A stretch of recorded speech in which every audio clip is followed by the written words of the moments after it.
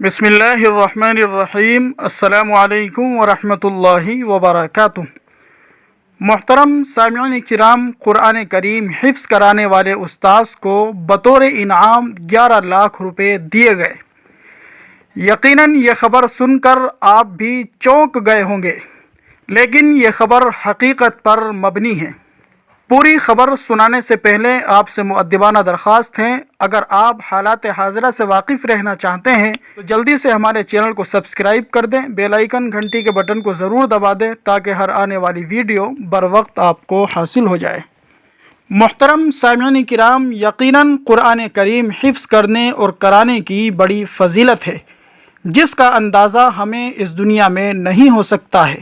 میرٹھ میں بازار والی مسجد پوروا فیاض علی کے امام قاری محمد کلیم سیتامڑھی کو بچے کے والد نے 11 لاکھ روپے بطور ہدیہ کے پیش کیے ہیں۔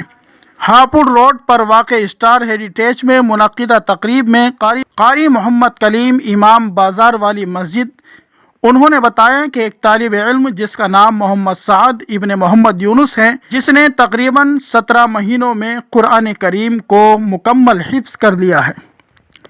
حفظ قرآن کی تکمیل کی خوشی میں بچے کے والد نے مسجد کے امام کو 11 لاکھ روپے ہدیہ کے طور پر پیش کیے، جس میں 5 لاکھ روپے موقع پر نقد دیے گئے، باقی 6 لاکھ روپے کا چیک بھی دیا گیا ہے، جو اس وقت ادا کیا جائے گا جب بچہ تراویح میں قرآن کریم کو سنائے گا۔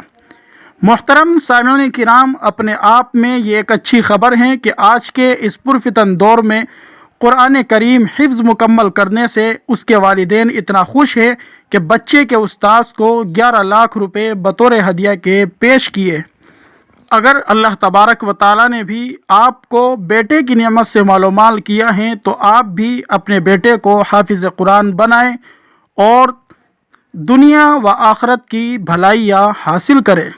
اللہ تبارک و تعالیٰ تمام حفاظ کی، تمام قراء کی، تمام علماء دین کی حفاظت فرمائے اور ان کی محنتوں کو، قربانیوں کو اپنی بارگاہ میں بے حد